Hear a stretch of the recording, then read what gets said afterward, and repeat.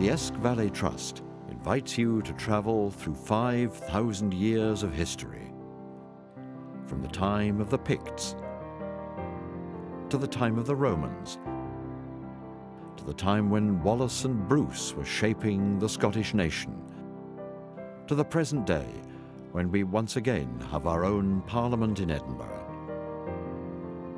Some of this history will unfold as you travel with us along the North Esk River, from its source in the Pentland Hills to where it enters that great arterial waterway, the Firth of Forth, at Musselburgh. Rivers are the sinews of the land. They were once our lifeblood. Even today, they fill our modern reservoirs and supply the water we drink. Just as they have shaped our countryside in past times, they have shaped our history by determining where we sited our towns, built our mills, and constructed our castles with defense in mind.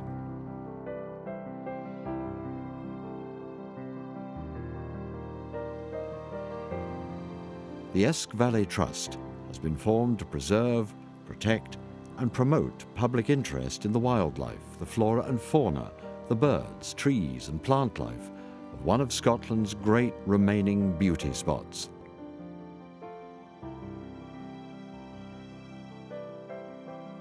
The Pentland Hills are the starting point of our journey following the Esk. In the past, these rolling hills were the hunting grounds for Bruce and his companions. Today, you're more likely to see hikers enjoying the fresh air while taking in a bird's-eye view of Edinburgh, the Castle Rock, and Arthur's Seat, which lie only a few miles below.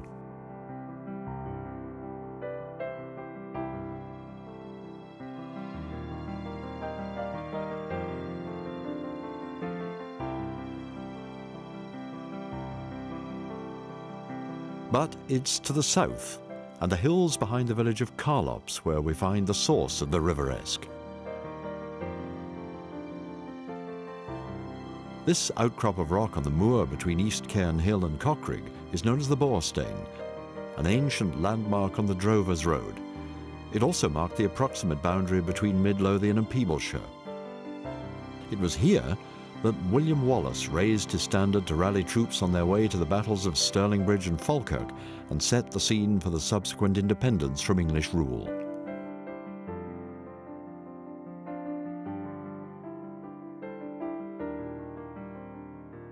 The water table runs high here, and it's in the marshy ground below the Borestein that the North Esk rises, beginning its long journey to the sea as little more than a hillside burn.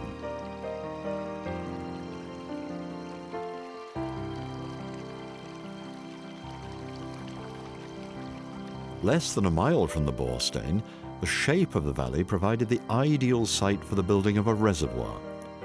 Built with others by the Cowan family in 1850, it helped regulate the flow of water, keeping the numerous paper mills which had sprung up in the valley of the Esk with a constant supply of water.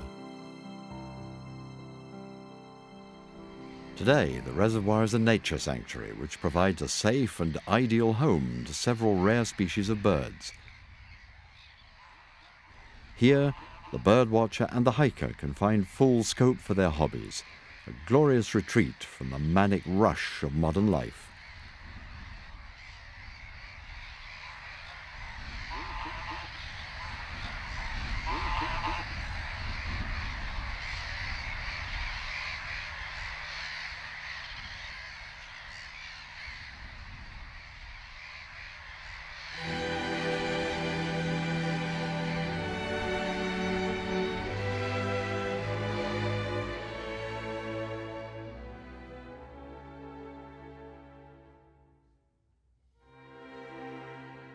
As the Esk descends from the hills, it's swelled by several tributaries, and in the 1700s the first place to take advantage of it was this former grain mill at Carlops.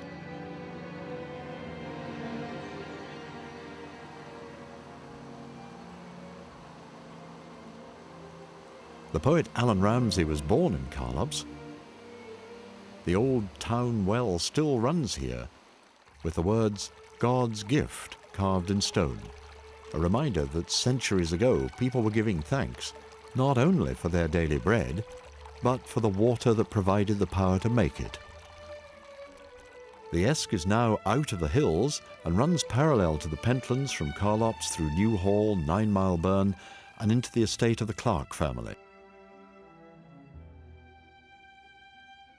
Legend has it that King Robert the Bruce, having lost a stag after a grueling 10-mile hunt from Hill End, wagered all of these lands, including the entire Pentland Range, if his hosts, Sir William Sinclair and Randolph de Klerk, could catch the stag over the same ground.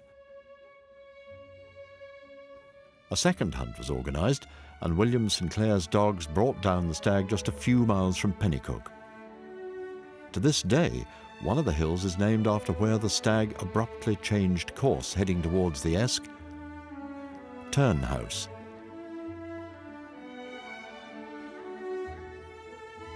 True to his word, King Robert duly knighted Randolph de Klerk and granted William Sinclair the lands on condition that whenever Bruce or subsequent kings hunted here, a gathering was made and 3 blasts of a bugle were made to commemorate the royal hunt.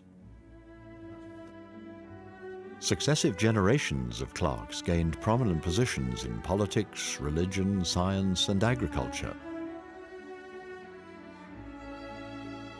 In the 1700s, the then Baron Clark began planting trees on both sides of the Esk in order to beautify the avenue and make a kind of wood on each side. A later memorandum dated 1743 stated that Baron Clark had in fact planted in the region of 500,000 or 600,000 trees. This remarkable legacy remains, and even today the estate runs a strict replanting program to allow a sustainable timber crop.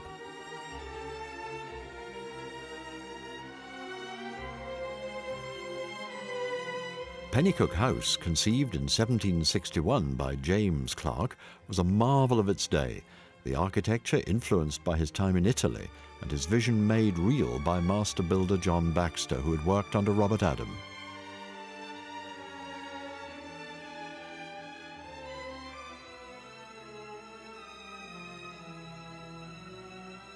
In its time, Pennycook House played host to dignitaries, poets, and scholars.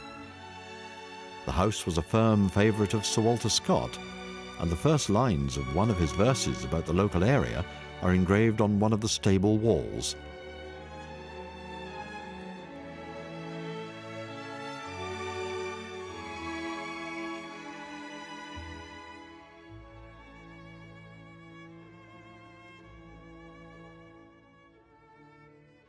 All this was to come to an abrupt end, however, when in June of 1899, a fire broke out in the north wing and the house was ultimately consumed. Although some of its contents were saved, restoration proved impossible, and the family converted the stables into their new home, where the present generation of Clarks live and manage the estate today.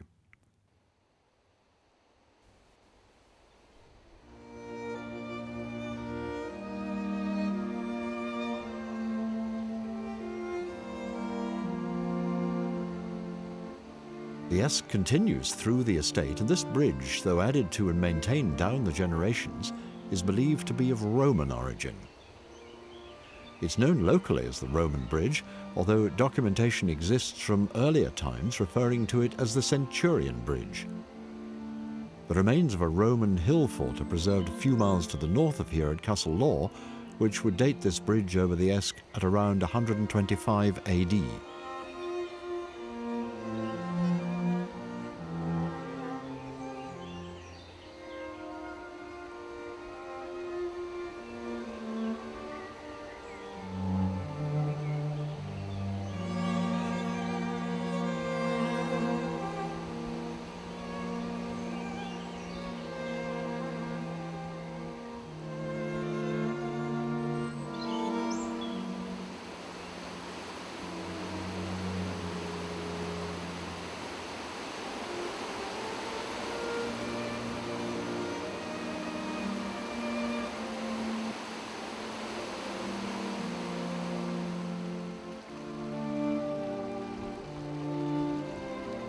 river leaves the estate and passes through the town of Pennycook, which was the first of several towns to use the Esk for large-scale industrial paper making. The site, which later became Valleyfield Mill, was also used as a prisoner of war camp during the Napoleonic Wars. In 1811, more than 9,000 prisoners, most of them French, were held in 3 camps at Pennycook.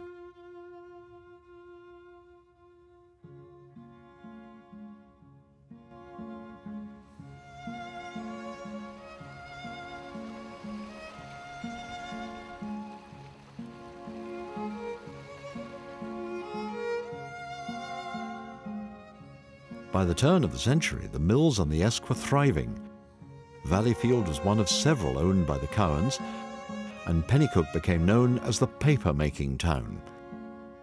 And a railway line was built along the Esk to provide the mills with coal and move paper.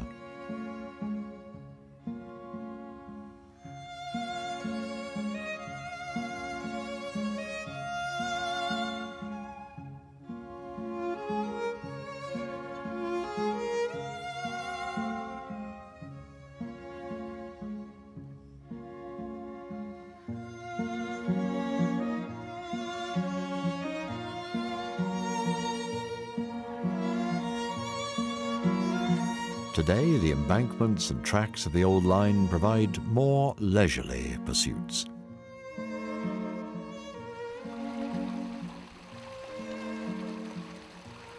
The river now flows into Roslin Glen, where one of the largest gunpowder mills in Scotland made use of the power of the water for over 150 years.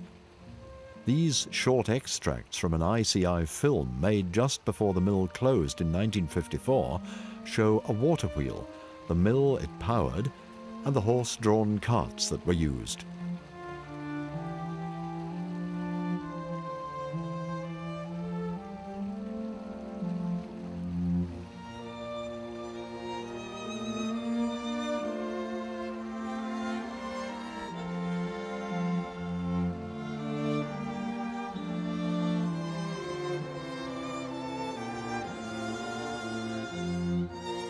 "50 years later, nature has reclaimed the glen for us to enjoy, and left us with a few remnants of the buildings to remind us of its explosive past." Continuing through Roslin Glen, the Esk curls around the promontory on which Roslin Castle is situated. The castle was built immediately after the Battle of Roslin, which took place in 1303. General Seagrove had marched into Scotland with an army of 30,000 men. These he divided into 3 divisions of 10,000 men each.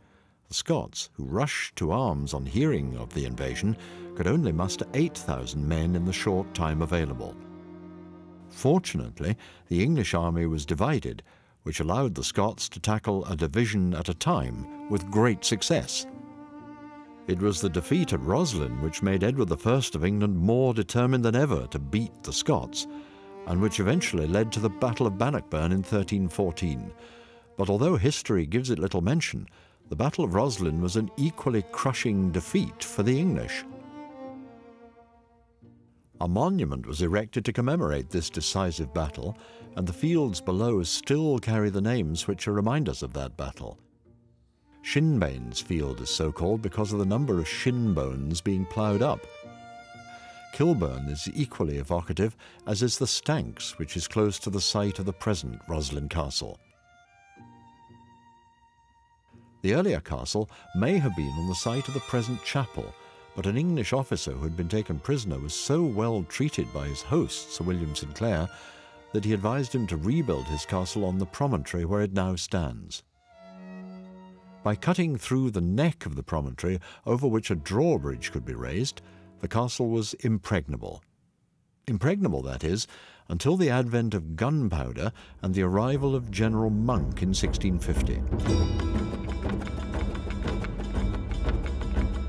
After a great victory over the Scots at Dundee, General Monk advanced towards Edinburgh. The Ramsays at Dalhousie Castle surrendered immediately, which is why their castle stands intact today. whilst the Sinclairs at Roslin challenged the invaders. With his guns entrenched high on the banks of the Esk, Monk quickly reduced the castle to ruins.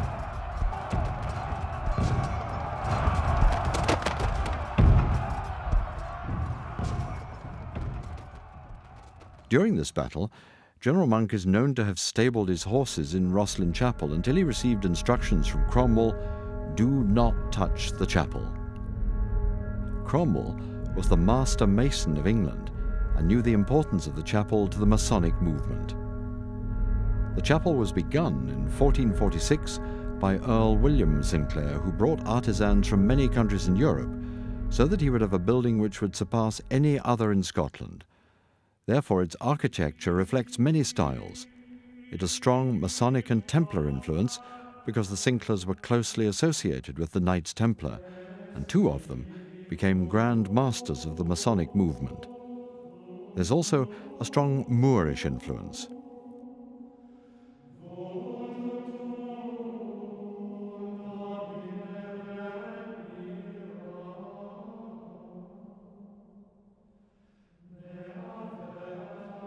At present, the chapel is covered with a corrugated iron roof to protect it from the elements while essential repairs are being carried out. This archival footage reveals the beauty of the chapel with its profusion of ornate carvings, every one of which has a meaning.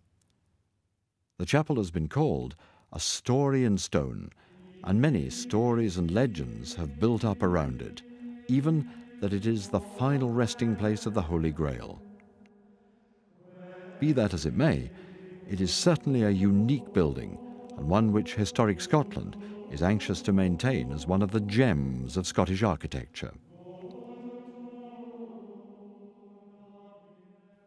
After leaving Roslin Castle, the Esk continues its journey through an area known as Gardiner's Brae, which belongs to the Friends of Roslin, but which has now been leased to the Esk Valley Trust, so the management of the glen as a whole can be coordinated with the professional help of the Scottish Wildlife Trust.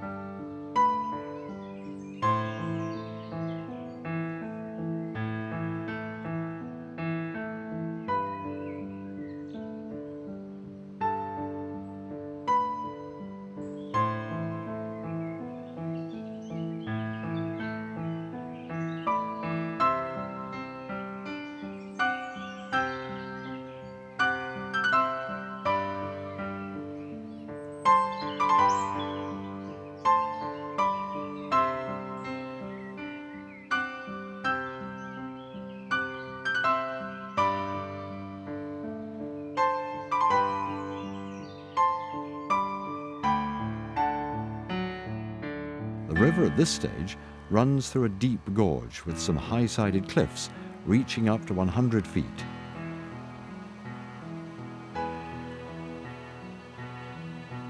Here, the river's more akin to a turbulent highland river.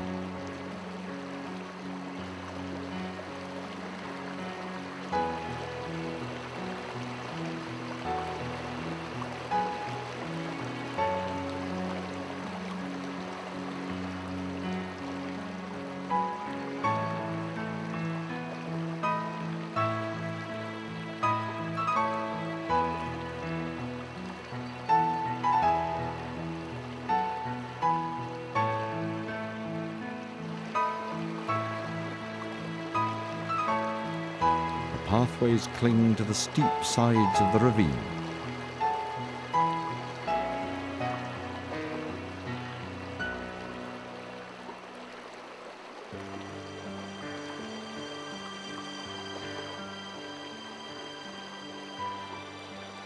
It's along this stretch of the river where one can see Wallace's Cave and the Roslin Glen Diva, which is a figure which has been carved in relief out of the solid rock face.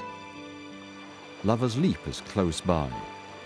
Ogham lettering can be seen on another rock face, which suggests that the glen has been home to man for over 5,000 years. This is a truly magical area, which continues downriver until we reach the castle and caverns of Hawthornden. Home of the celebrated poet and historian William Drummond, this castellated mansion, completed in 1638, was built around a 15th century tower and even earlier foundations. The house is built over a labyrinth of caves, which in earlier times provided many a persecuted Scot with refuge. Whilst Drummond was in residence at Hawthornden, he was visited by fellow poet Ben Jonson, who had travelled all the way from London. In his subsequent work, Jonson wrote, "Those who leave Scotland without seeing Hawthornden go without seeing a most romantic and picturesque scene." This was true 400 years ago, and happily for our generation, it is still true today, thanks to the preservation of Hawthornden by the Hawthornden Literary Foundation, which also helped the Esk Valley Trust to purchase the adjacent natural woodland known as the Hewans.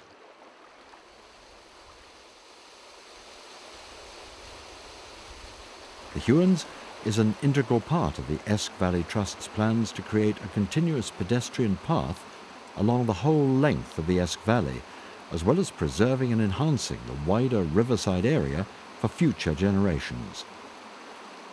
It is a noble and worthwhile aim which deserves our wholehearted support. From Hewan Wood, the valley broadens, and the river runs past the architectural masterpiece of Mavis Bank House, built as a Palladian villa for Sir John Clark in 1723 by William Adam. It is now a sad ruin, but remnants of the designed landscape still remain.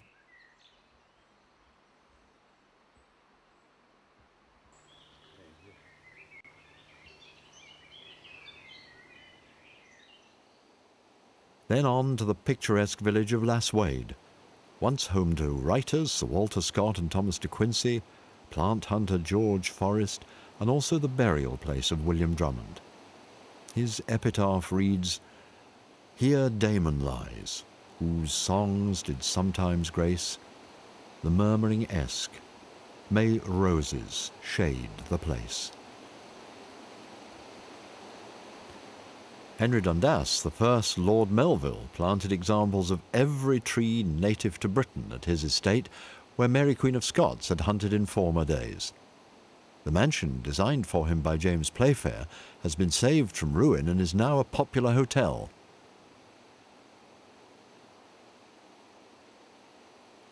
At Esk Bank, the elegant Glen Esk viaduct took the Waverley line over the North Esk and brought the industrial age to the ancient borough of Dalkeith, where just downstream the river provided power to the iron mill which gives this public park its name.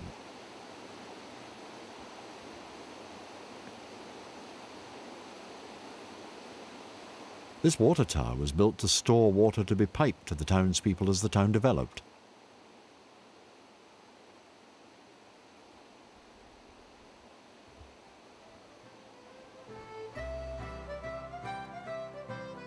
The river now enters Dalkeith Park, which is some 20 miles from its source. This magnificent park is owned by the Buccleuch Estate, and it's here that the North Esk is joined by its sister, the South Esk River, which has made its own turbulent way from the Moorfoot Hills.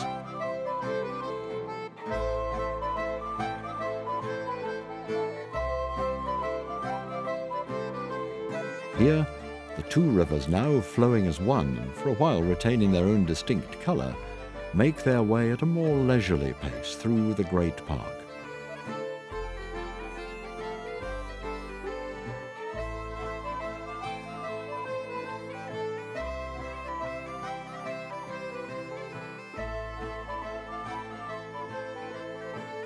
There are acres of forest to explore here, along well-maintained paths, complete with route markers, to guide those of us with a less than perfect sense of direction.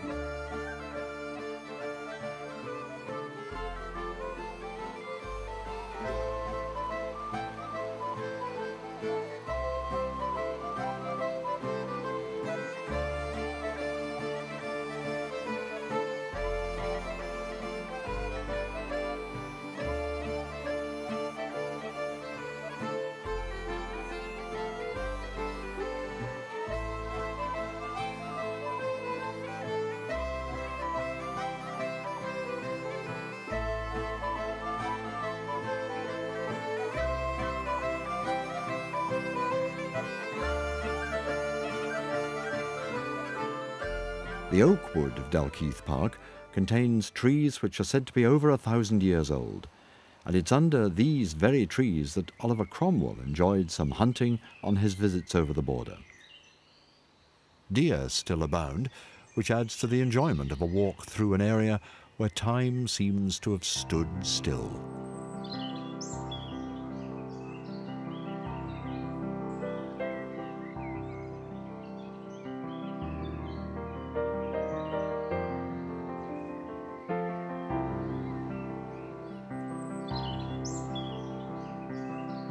The river's long journey from Carlops through Pennycook, Roslin Glen to Dalkeith Park must have been in Sir Walter Scott's mind when he wrote, "From that fair dome where suit is paid, by blast of bugle free, to Auchendinney's hazel glade and haunted Woodhouse Lee.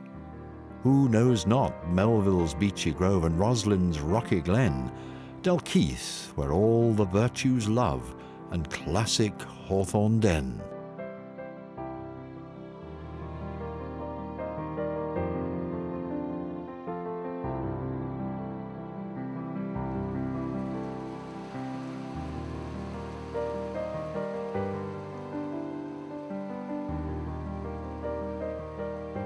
And so finally, the Esk, now flat, wide and sedate, makes its way through the town of Musselburgh before it enters the great arterial waterway of Firth of Forth. And even here, swans and seabirds seem to be congregating to make the most of the life-giving waters of the Esk. This is not a great river in the sense of the Tay or the Thames, but it is our river to enjoy.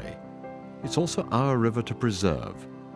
And this can best be done by ensuring that its banks remain free from the blight of urban development and constant threat of modern pollutants. Our rivers and our countryside are as much a part of our national heritage as our stately buildings, castles and museums.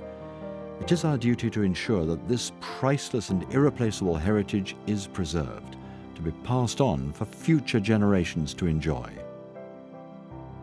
We hope this film will help to convey the need for this to be done and the urgency of the task before us.